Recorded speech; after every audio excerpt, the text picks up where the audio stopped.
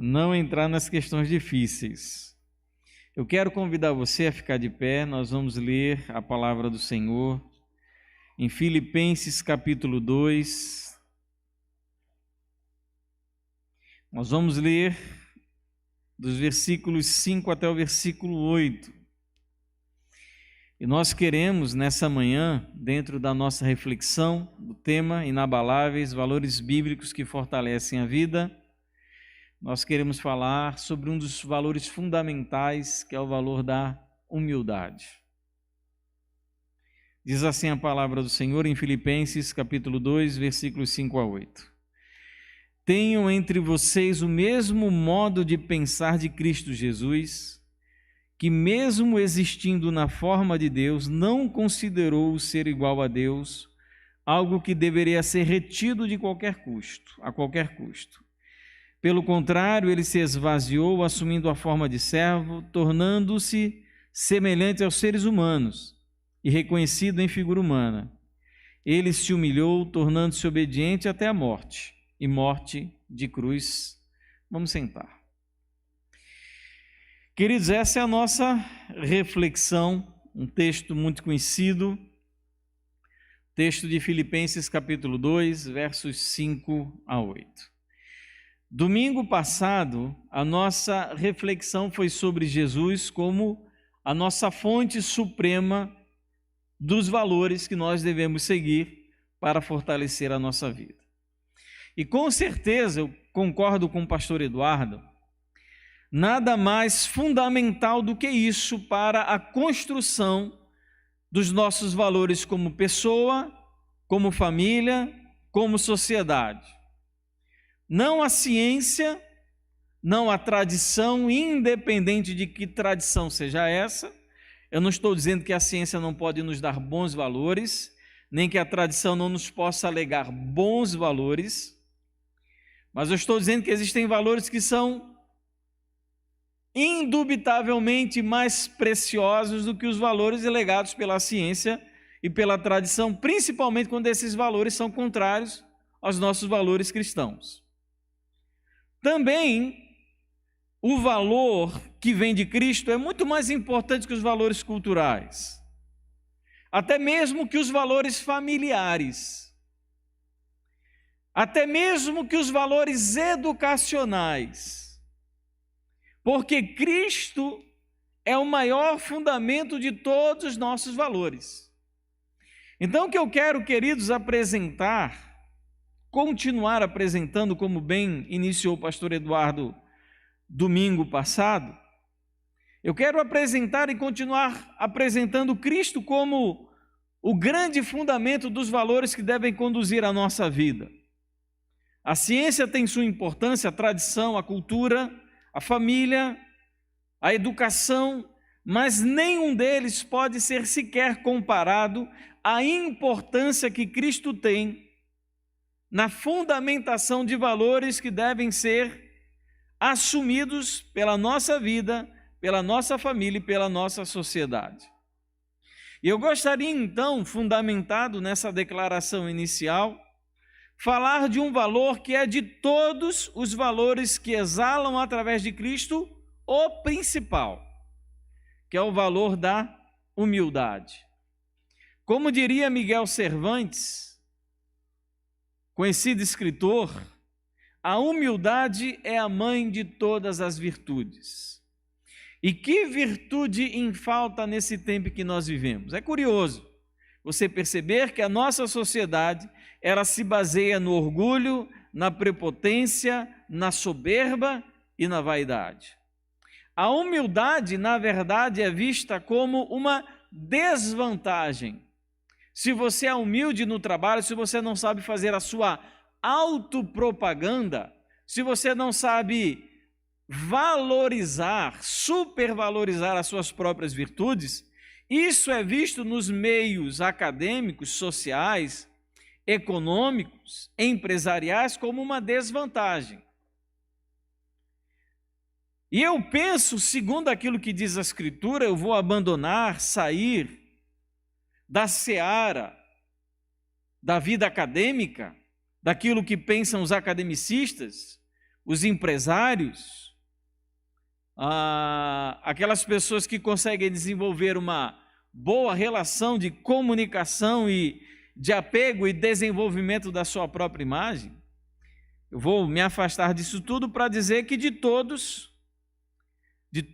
os inimigos, o mais terrível e o mais dificilmente domável é o nosso próprio orgulho. Temos vários inimigos, o diabo,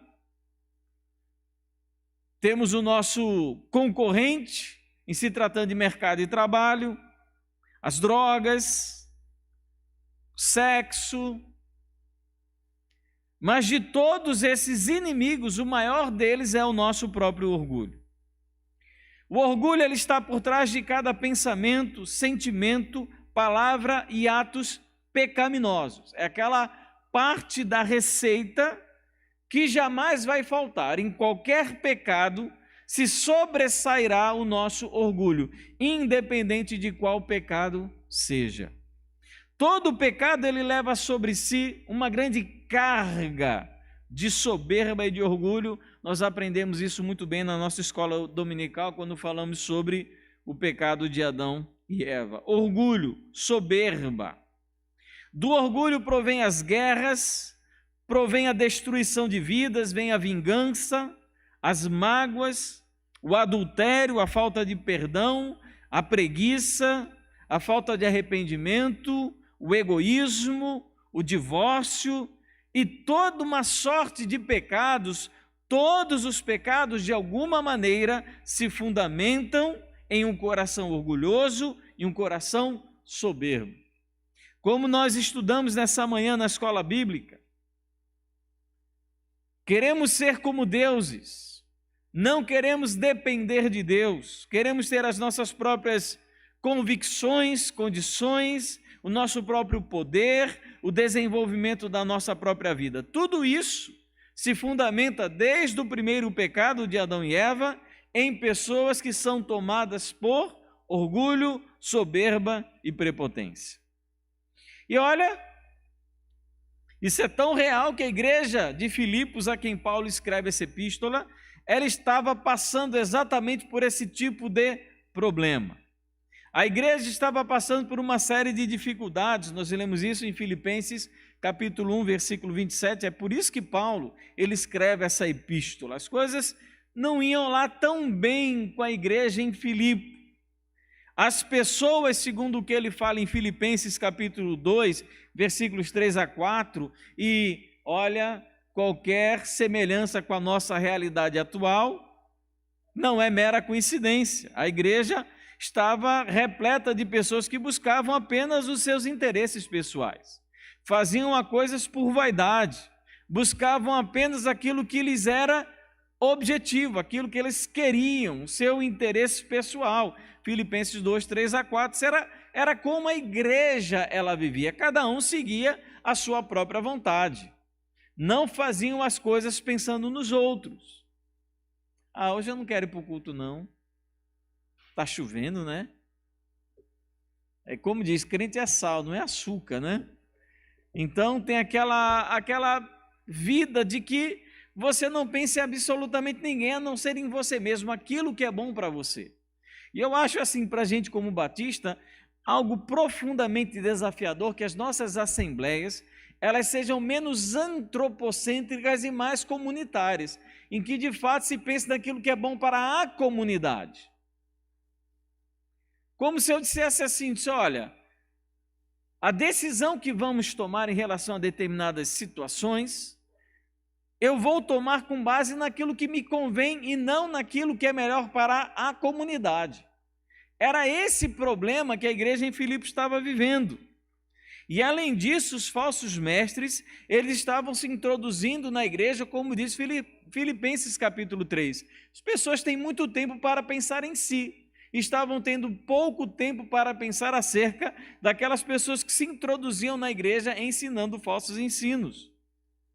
E além de tudo isso, Filipenses capítulo 4, versículo 2, nós temos duas mulheres, Evódia e Síntique, que exerciam uma liderança dentro da igreja local, mas elas estavam tendo algum conflito entre elas, e esse conflito estava então trazendo prejuízo à igreja. E é nesse contexto onde Paulo ele vai apontar o caminho para a resolução de todas essas questões, em que ele vai falar acerca da necessidade da humildade. Como nós começamos a resolver esses conflitos na igreja, como nós começamos a resolver os relacionamentos, os problemas de relacionamento, sempre iniciamos tratando acerca da humildade. Porque essas coisas acontecem por orgulho nosso. Não tem outra explicação. É por causa da nossa soberba. É por causa da nossa prepotência. É porque nós nos achamos melhores do que os demais. Esse sentimento, amados, está, por mais que a gente não consiga e não queira reconhecer, o sentimento do orgulho, da prepotência, da soberba, está aqui dentro desde que os nossos pais Adão e Eva caíram. Está lá, faz parte do pacote da queda. É um defeito congênito que vem da queda. É passado de pai para filho.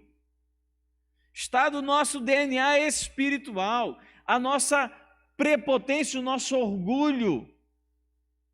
O que é o pecado senão um ato de rebeldia contra Deus, motivado pelo orgulho de acharmos que sabemos mais do que Ele ou podemos conduzir a nossa vida muito melhor se Ele não estivesse ao nosso redor dizendo o que devemos ou não fazer.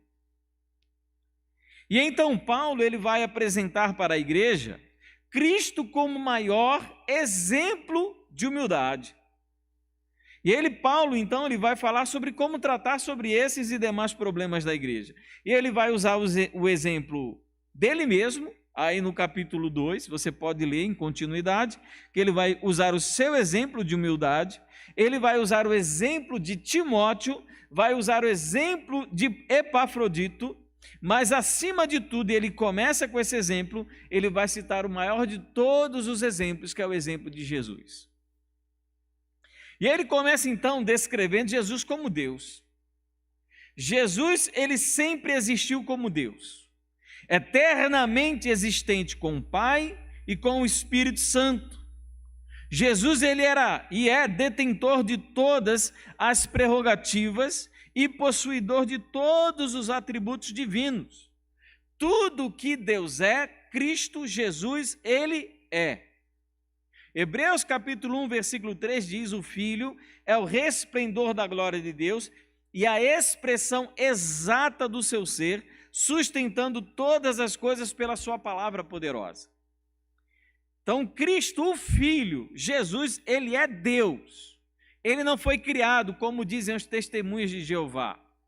Ele não é um semideus. Ele não é uma pessoa poderosa. Ele não era um homem que foi tomado, possuído pelo Cristo. Ao contrário, ele é eternamente Deus, coexistente, coigual e consubstancial com o Pai e com o Espírito Santo. Romanos capítulo 9, versículo 15, enfatiza, dizendo: deles são os patriarcas e também deles descende o Cristo, segundo a carne, o qual é sobre todos, Deus bendito para sempre. Amém. Quem é Cristo? Quem é Jesus? É o Deus bendito para todo sempre. Tito capítulo 2, versículo 13. Aguardando a bendita esperança e a manifestação da glória do nosso grande Deus e Salvador Jesus Cristo. Quem é Jesus? Jesus, ele é Deus. Nós tínhamos aqui vou dizer um primo na fé aqui que dizia que Jesus não era Deus. Alguns aqui lembrarão. Dizia que Jesus não era Deus. Eu quero saber aonde ele coloca todos e outros textos que falam tanto acerca da divindade do Filho. Mas por que Paulo, então, ele está tratando e apresentando Jesus e enfatizando a divindade de Cristo? Porque a encarnação de Cristo demonstra a sua humildade, a sua autorrenúncia, sem abandonar a sua divindade. Ele assume a nossa condição humana, com exceção de qualquer resquício da nossa natureza ou comportamento pecaminoso. Quando Cristo ele se encarna, ele não se torna menos Deus e nem se torna um pouco homem. Ele continua sendo totalmente Deus e agora é totalmente homem. Essa é a condição do nosso Senhor encarnado, totalmente Deus e totalmente homem. E Paulo, então, ele vai escrever esse texto para falar sobre como isso aconteceu na vida de Jesus. Ele fala, então, versículos 5 a 6, acerca desse ato de humildade. Tenham entre vocês o mesmo modo de pensar de Cristo Jesus, que mesmo existindo na forma de Deus, não considerou ser igual a Deus algo que deveria ser retido a qualquer custo. Ele indica, tenham o mesmo modo de pensar. Paulo está esboçando aqui uma das doutrinas mais importantes do cristianismo, a doutrina acerca da encarnação de Jesus. E o que é interessante é que ele vai trazer essa doutrina profundamente teológica, altamente complexa, para aplicá-la a uma situação corriqueira da igreja. Então, teologia não é algo para ficar restrita a seminário. Teologia, doutrina, principalmente aquelas mais complexas, difíceis, ela não é para ser restrita ao estudo dentro da escola bíblica dominical. Não é para estar retida apenas nos cursos de graduação das faculdades teológicas batistas. A teologia, ela é colocada por Paulo para ser aplicada à vida da igreja. Essa doutrina, assim, demonstrada por Paulo nesse texto, ela é extremamente rica em cada uma de suas palavras. Se você for ter a curiosidade de estudar esse texto nos originais, você vai ver que cada palavra ela foi utilizada com Paulo de acordo com o propósito, de uma maneira diferente, realizando determinados contrastes, como, por exemplo, ele usa a palavra morfê, usa a palavra esquema no grego, para ter determinado sentido dentro dessa passagem. Ele é rico, extremamente rico. Então, toda essa doutrina, essa teologia bela, bonita, no final de tudo, ela é utilizada para quê? Para ser aplicada à vida individual e coletiva. É para isso que doutrina serve. Não é só para encher livro de teologia. Claro, eu gosto de teologia, eu gosto de ler livro de teologia, teologia sistemática, teologia bíblica, dogmática, eu gosto desse material, mas tudo isso existe por causa da igreja. Aonde existe a revelação do Antigo Testamento? É numa sala de aula? É o povo saindo do Egito caminhando pelo deserto. É na vida. Então, doutrina, teologia, quando o pastor prega doutrinariamente, teologicamente, e acho interessante que tem igreja que faz culto de doutrina, como se doutrina fosse algo que não pudesse ser aplicado à nossa relação como crentes, à nossa relação com Deus e uns com os outros. Então, Paulo, ele pega uma das mais excelentes doutrinas e agora aplica a vida das pessoas. Vamos falar sobre encarnação. Vamos falar agora sobre a doutrina da encarnação de Cristo, a união hipostática de Cristo. E ele fala isso de uma maneira que possa ser aplicada às relações das pessoas dentro da igreja. Ele diz, tenham o mesmo modo de pensar.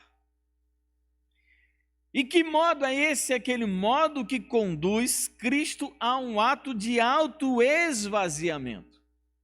A gente não vai ter condição de tratar de maneira muito profunda o que isso significa na doutrina, na teologia. Mas não significa, primeiro, que Cristo abdicou de sua divindade. Quando a Bíblia diz que ele se esvaziou, não significa que ele deixou de ser Deus, ou que ele abdicou, abriu mão de qualquer um dos seus atributos. Se ele tivesse abdicado de qualquer um de seus atributos, ele teria deixado de ser Deus e não poderia se tornar o nosso Salvador. O que significa é que ele abdicou dos seus privilégios e colocou debaixo da autoridade do Pai. esse foi o seu autoesvaziamento. Continuou sendo Deus, tornou-se homem, totalmente homem, e agora então ele está entre nós reconhecido em figura humana. Cristo, versículos 7 a 8, então ele tornou-se um servo. Pelo contrário, ele se esvaziou, assumindo a forma de servo, tornando-se semelhante aos seres humanos e reconhecido em figura humana. E ele se humilhou, tornando-se obediente até a morte e morte de cruz. A humanidade de Cristo, ela ganha um contorno de fato de grande humilhação na própria encarnação. Muitos pensam que a grande humilhação de Cristo foi ter sido cuspido, chicoteado e conduzido à cruz pelos pecadores, ter sido julgado por um tribunal injusto. Na verdade, a grande humilhação de Cristo se deu no fato de que ele tornou-se como qualquer um de nós. É o que o texto está dizendo. Diz que ele assumiu a forma de servo. Essa expressão forma significa que ele era realmente, plenamente, tanto interno quanto externamente, homem. Não havia nada em Cristo que não pudesse ser identificado com a natureza humana, absolutamente nada, a não ser o pecado. E o pecado, ele não faz parte da natureza humana. O homem, ele não foi criado com o pecado. Então, tem um teólogo, eu não vou lembrar o nome, que ele diz o seguinte, que de fato Cristo era um homem como o homem nunca deveria ter deixado de ser. Cristo é mais humano do que nós. Plenamente, inteiramente humano. Ele tornou-se semelhante aos seres humanos, fisicamente falando. Jesus era como qualquer outro ser humano, com corpo, com as nossas necessidades fisiológicas, sentiu fome, sentiu sede, sentiu frio, sentiu calor, teve necessidade de crescer. Maria deve ter limpado as fraldas, com certeza não eram descartáveis, de Jesus. Amamentou Jesus com o seu seio. Tudo, absolutamente tudo que o corpo humano é capaz de sofrer, Cristo também ele sofreu. Ele foi reconhecido em figura humana, o que significa que ele experimentou as mesmas vivências de qualquer ser humano. Emocionalmente, mentalmente, em tudo, Jesus ele foi igual a nós, com exceção do pecado. Absolutamente tudo. Ele assumiu sobre si a humanidade. E isso é, com certeza, uma grande humilhação. Qual foi o preço da humanidade de Cristo? É preciso, queridos, ficar claro, a humildade de Cristo ao tornar-se servo não apagou a sua divindade. Ele continuou sendo Deus. Ambos, Deus e homem, Senhor e servo. As duas em uma natureza, duas naturezas em um homem apenas. O texto diz que ele se humilhou. O ato da encarnação e as demandas da vida terrena mostram a sua humildade. Quando ele está sendo tentado pelo diabo, por Satanás, e ele diz, fala estas pedras que se tornem em pães. Ele poderia ter feito isso? Ele tinha condições, tinha poder para fazer? Tinha poder para fazer. Ele preferiu não fazê-lo pela sua submissão à vontade do Pai. Ele poderia exigir que todos os povos o adorassem? Poderia ter feito. Não fez porque ele decidiu submeter-se à vontade do Pai. Quando eu lembro muito daquela passagem que ele está na cruz, e ele é tentado, é interessante isso, ele é tentado até no momento dos seus últimos suspiros, em que as pessoas dizem, você não é o Salvador? Desça da cruz.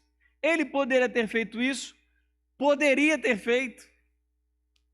Ele deixaria de ser Deus se o tivesse feito?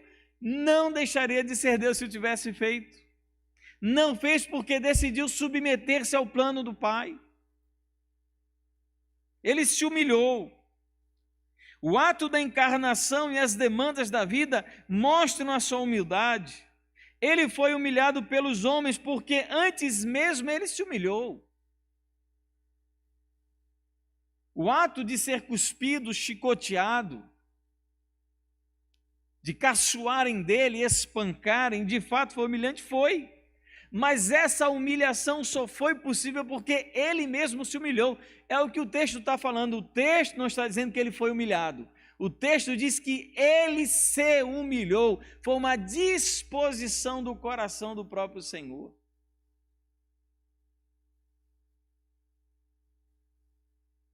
Ele tornou-se obediente. Obediente ao plano redentivo. E é isso que caracteriza o estado do servo, a sua obediência. E era uma obediência que claramente envolvia um sacrifício, porque ele foi obediente até a morte. A morte fazia parte do plano divino. E ele então foi obediente até a morte, como servo que era. E ele então morreu na cruz, um outro ato de profunda humanidade e humilhação. A morte na cruz, na época, já era a maneira mais degradante e humilhante de se morrer. Foi significativo para os líderes religiosos buscarem humilhar e desmoralizar Jesus ao pendurá-lo no madeiro. Não foi por acaso que os líderes religiosos insistiram tanto em que Jesus fosse crucificado. Quando Pilatos solta Barrabás, e a esse chamado Jesus, o que eu faço com ele? E as pessoas dizem o quê? Crucifica-o.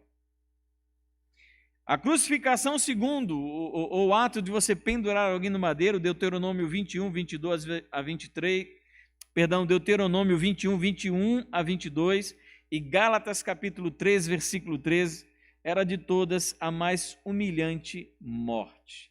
Na verdade, quando querem pendurar Cristo numa cruz, não é apenas o ato de matá-lo, mas é também o ato de desmoralizá-lo.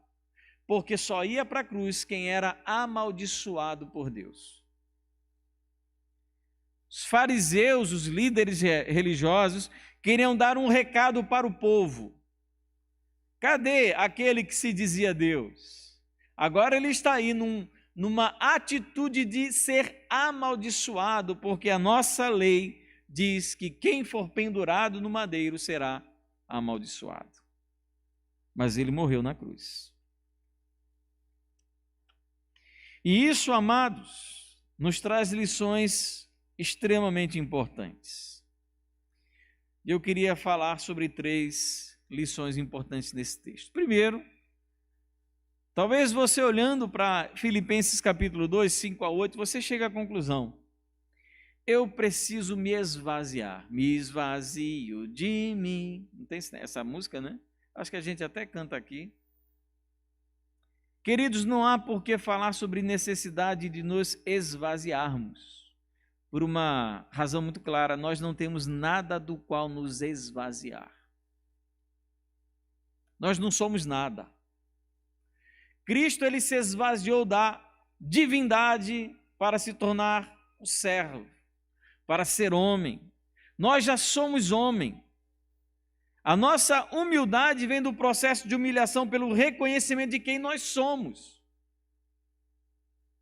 Então não há por que falar que eu devo me esvaziar, porque eu já sou vazio. Na verdade, o ato apresentado lá em Gálatas não é de se esvaziar, mas de se encher de alguma coisa que não é minha. Enchei-vos, ser cheios do Espírito. Vazio nós somos. Nós não temos nada, ou aquilo que nós acreditamos que é tão precioso para nós, como diria Paulo, é esterco. Gênesis capítulo 3, versículo 19, nós aprendemos isso nessa manhã. Nós somos pó. O findar da nossa vida, ao fechar dos nossos olhos, representa o desfazimento desse corpo que para nós é tão precioso, que nós julgamos tão importantes. É pó. É isso que você é. Você é um punhado de pó. aí você acha que você tem alguma coisa da qual se esvaziar. A humilhação do ser humano se inicia no processo de que nós reconhecemos que não temos e não somos absolutamente nada, que nós somos inúteis, servos inúteis, porque vocês só fazem aquilo que eu mando, de que nós somos incapazes, sem mim não podeis fazer nada, de que nós somos pecadores. Se esvaziar do quê? Não falemos do nosso esvaziamento, reconheçamos quem de fato nós somos. Segundo, se Cristo, sendo Deus, se humilhou, qual deve ser a medida da minha humildade? Cristo é o meu modelo. Não um pobre maltrapilho na rua que a gente vê e diz que aquela pessoa é humilde. Ou então aquela pessoa que não tem instrução formal, não concluiu a universidade, e a gente diz, olha, aquele irmão fala, nós fumo, nós vortemos, que irmão humilde, ele não sabe, ele não tem um chinelo para calçar, a sua roupa é poída. Isso não é humildade, não é o nosso exemplo de humildade. Eu conheço, e olha, talvez dentre os que estão aqui eu seja um dos que mais lidam com pessoas em situação de pobreza. Trabalho na assistência social do município de Natal. Então, de pobreza eu entendo um pouco, tem gente que entende mais. Mas eu entendo, o que eu mais vejo são pobres orgulhosos, prepotentes e soberbos. Cristo é o meu modelo de humildade. É Ele o meu modelo, eu preciso olhar para Ele. João capítulo 13, versículos 13 a 15, vocês me chamam de mestre e senhor e fazem bem porque eu sou. Ora, se eu sendo senhor e mestre, lavei os pés de vocês, também vocês devem lavar os pés uns dos outros, porque eu lhes dei exemplo para que como eu fiz, vocês façam também. E há então um forte contraste entre o tipo de vida do soberbo e orgulhoso deste mundo e a humildade de um servo de Cristo. Os servos de Cristo são pessoas humildes.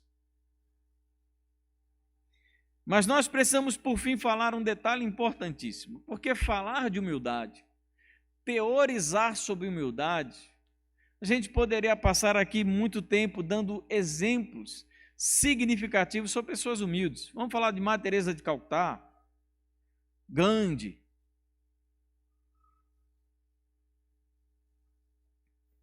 Talvez alguém aqui até vai citar Bill Gates, sei lá, tudo é possível, né?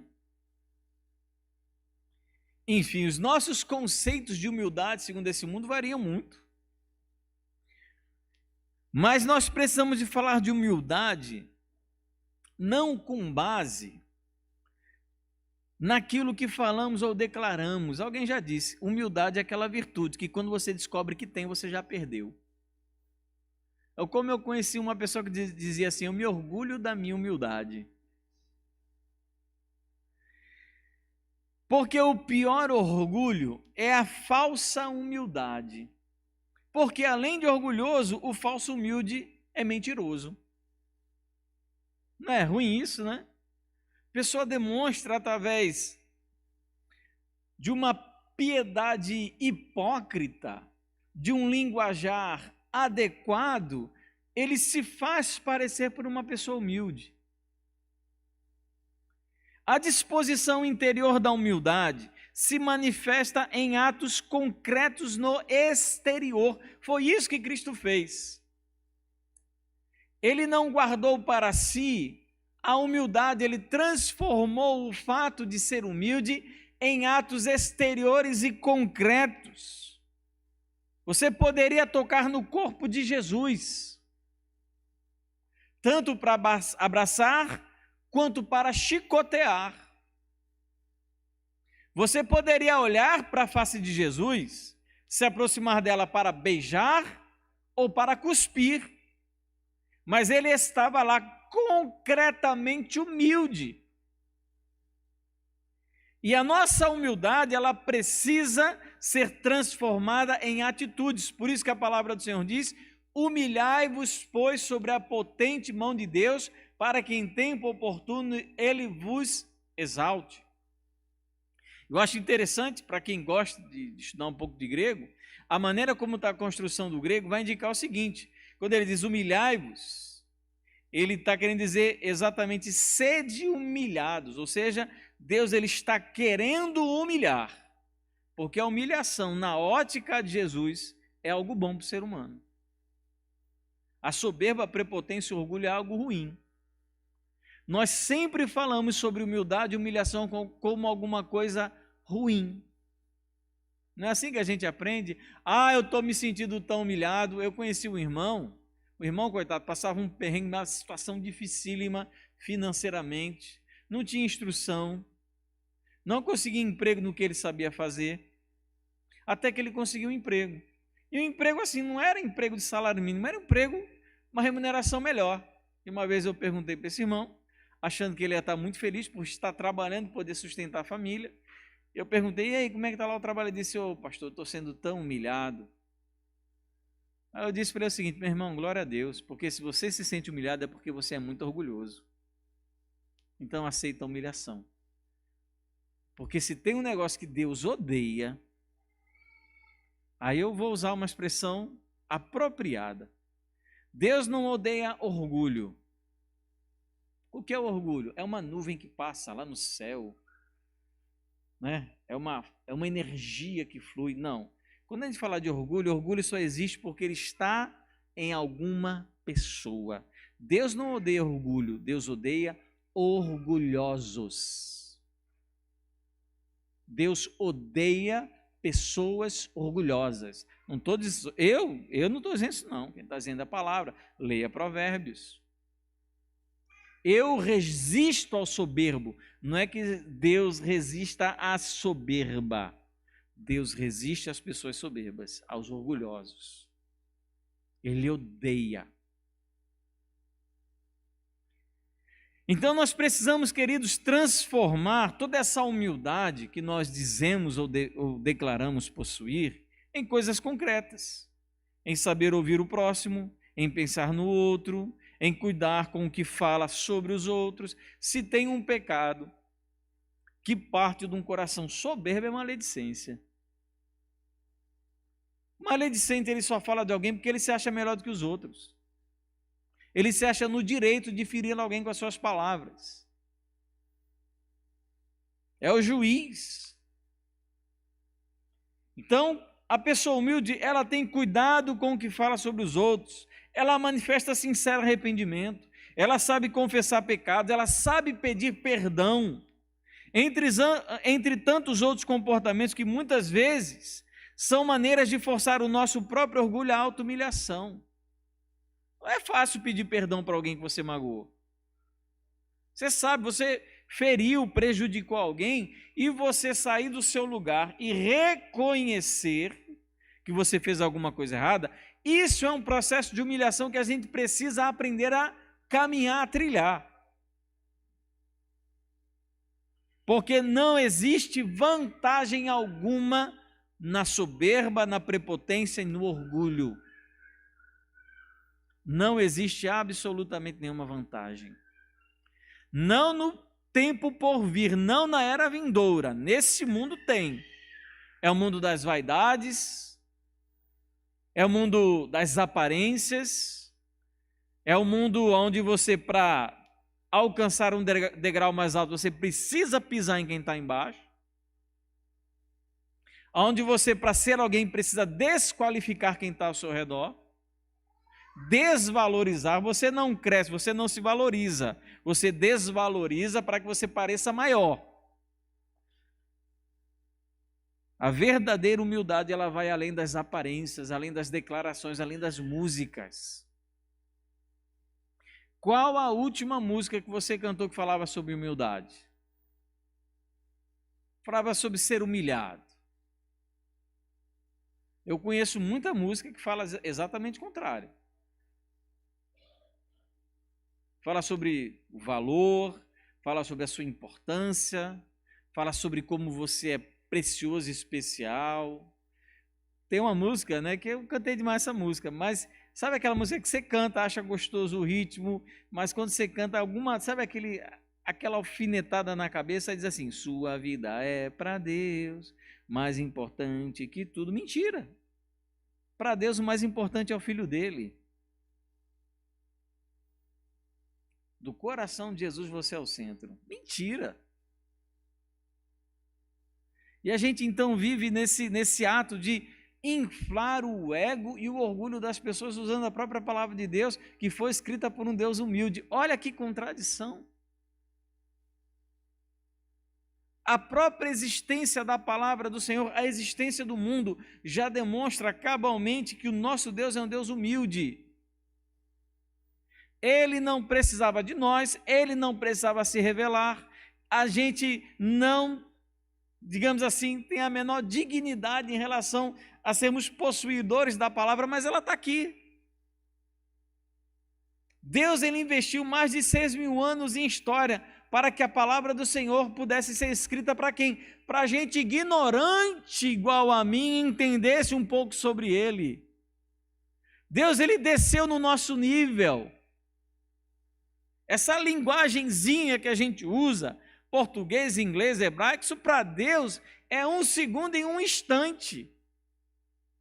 Isso aqui é reles, é igual a MC, é ao quadrado igual a MC, sei lá o quê, teorema de Bhaskara, isso tudo para Deus é rudimentar. Mas Deus, ele desceu. E a gente não pode descer, não, porque eu tenho isso, eu sou aquilo, meu carro é esse, meu título é esse, me chamam assim, meu sobrenome é esse. A gente tem que lidar com um bocado de gente assim na política, na polícia, no governo, nos tribunais, gente que sabe arrotar toda a autoridade e o poder que acha que tem. Não precisa muita coisa não, precisa só uma prisão de ventre daquela que passa você a semana sem você ir no banheiro, para você descobrir o quão pecador e miserável você é. Eu não sou nada. Ficar só na cama gemendo de dor, que não consegue ir no banheiro sozinho. A situação, o ser humano é humilhante por si. Após o pecado, se você se olhar no espelho, eu não sei a sua idade, mas quando eu olho no espelho, eu vejo ruga, eu vejo mancha. Aqueles espelhos de corpo inteiro, você vê gordura. E as coisas vão passar. Atenção, não melhora. Não adianta, pode botar botox e fica pior, viu? Fica pior. É melhor uma senhora bonita, que sabe se cuidar, se portar como uma mulher que tem aquela idade, do que uma senhora que quer parecer que tem 20. Faz parte, queridos, dessa nossa natureza que herdamos em Adão. E sabe por que nos incomoda olhar no espelho e perceber uma ruga? Por causa do nosso orgulho, porque nós não queremos parecer mais velhos. Tudo grita, amados, tudo fala alto no que diz respeito à soberba que é o ser humano. Trabalhando você vê como é que é essas coisas, né? A pessoa, para se sentir que tem autoridade, não precisa ter muita coisa, não. O pessoal sabe que eu trabalho no setor de cadastro único, e hoje, para você ter acesso a qualquer benefício do governo federal, você tem que ter o cadastro único. E um dia desse chegou uma SG terceirizada, não é nem funcionária pública, terceirizada, e disse: olha, Anderson, vai chegar uma pessoa aí, ela é uma pessoa minha, viu? Então, por favor, coloque ela para fazer não sei o quê. Meu amigo, um SG terceirizado, se acha só porque trabalha dentro da prefeitura, se acha que alguma coisa, não estou dizendo que não seja, eu estou dizendo que ela não é por conta do lugar em que ela está. Se ela me pedisse: olha, tem uma pessoa que eu conheço, você podia ajudar ela? Poderia, ela não precisa dar essa carteirada de SG terceirizada na minha cara não, entendeu? Como eu ajudo qualquer pessoa. Não porque eu sou advogado, eu trato do mesmo jeito. O secretário, que eu já conversei com o secretário, e eu converso com aquela pessoa que eu estou em atendimento, do mesmo jeito. A gente gosta de adulação, a gente gosta de se sentir. queridos, para nós percebermos o quanto o orgulho, ele está entranhado em todas as nossas células, em cada um dos nossos pensamentos. Tudo que a gente faz, tudo, absolutamente tudo que a gente faz, está manchado pelo orgulho. Tudo. Aquele texto que você lê, aquela prova que você faz, aquela obra social que você desenvolve, tudo, absolutamente tudo, é tomado pelo nosso orgulho. Se não for a graça do Senhor em aceitar cada um dos nossos louvores, até uma pregação dessa, eu saio daqui de cima me achando o cara. Quem sou eu? Augusto Nicodemos para lá. Não me sinto assim, não. Mas o orgulho, a gente precisa entender que ele está no nosso coração. E é uma briga constante, é de todos o nosso pior inimigo. Porque ele tem uma técnica incomparável de nos convencer de que, não tem ninguém melhor do que a gente. Isso é um negócio que a vida ensina, que tem gente que faz muito melhor do que a gente. Não sai muito longe, não. E vem as vaidades, não? As vaidades. Olha, eu quero ser o primeiro, eu quero ser o melhor. Orgulho. O nosso Senhor, amados, ele se humilhou. E nós precisamos, dentro da nossa vida pessoal, da nossa família, ensinar o valor da humilhação e da humildade.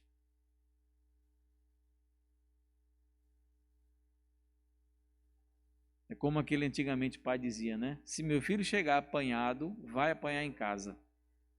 Então, se você apanhar, se resolva na escola. É aquela maneira de enfatizar a soberba e o orgulho da pessoa. Nunca aceite esse tipo de situação.